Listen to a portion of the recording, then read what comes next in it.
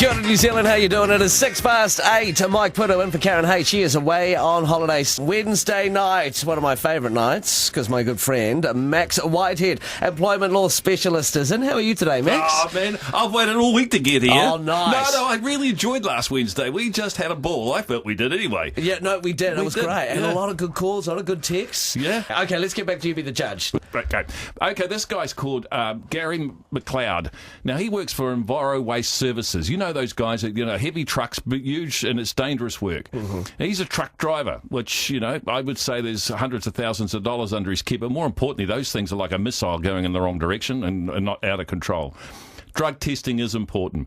So he was instructed to do a random drug test, Mike, and so off he went. Now, the employer says, rather than get the truck here to do it, you go off to their professional facilities. NZDDA are the organisation. You go into them because I guess they got a laboratory or whatever. This is in Christchurch, I believe, and undertake the test.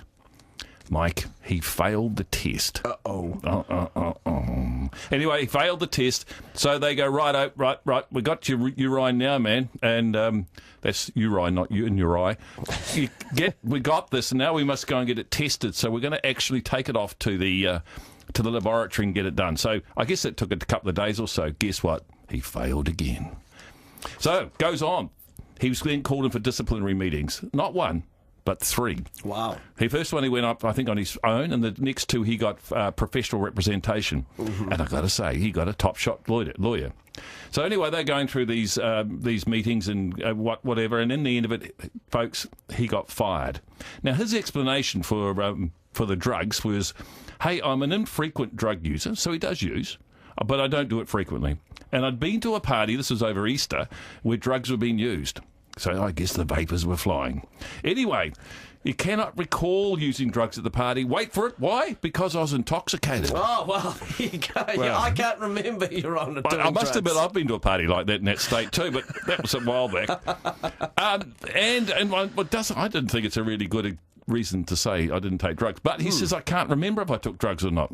But I don't normally. His wife gave evidence to say, I didn't see him take any drugs, and she was at the party. Right. And it's not like she's going to throw him under the bus. This is his explanations. Yeah. And the last one says, I'm honest, hardworking, and I've got an unblemished record.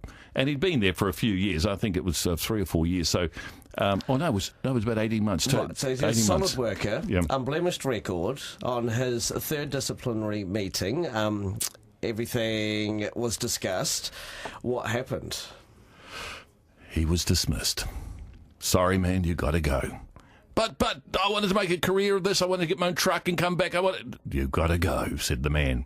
So he went. But the hotshot lawyer came in and took the whole case off to the Employment Relations Authority. Now, what they've discovered is that in the policy of this organisation, they said that the drug testing had to occur on site. And they didn't do that. And it should have been somebody to supervise. It could have been an employee, or it could have been one of the staff of the NZDDA.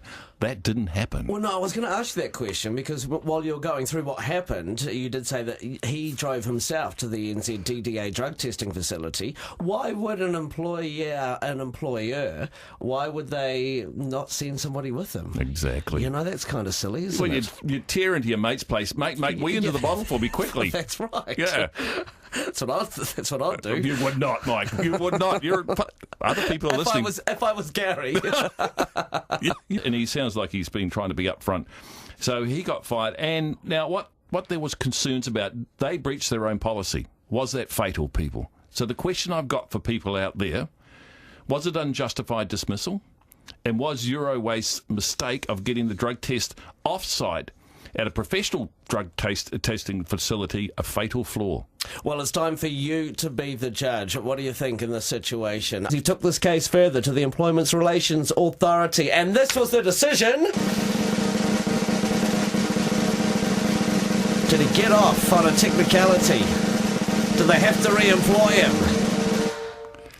Ladies and gentlemen, the answer was, it was ruled unjustified dismissal. Wow. He got off. Wow, there you go. That was the ruling. So what happened? So he got $11,000 compensation and $21,000 in wages. So the decision said overall there is no evidence that Mr. McLeod consumed cannabis, as the failed drug test cannot be relied upon. There is no evidence that he returned a failed drug test. So, yeah. Oh, morally, what's common sense say? Should he be allowed to get up there and carry on knowing there's drugs in his system? Well, the question you put up before, how can they tell if he's impaired? And the answer that we don't know, we'll never know. No, and I guess a lot of people face that issue when it comes to I have to work. go home, Mike. Yes, I like you it do. here. I For God's sake, let me stay. Please. You'll be back again next week, won't you? All right. Hey, good night, everybody. Thanks for a great night.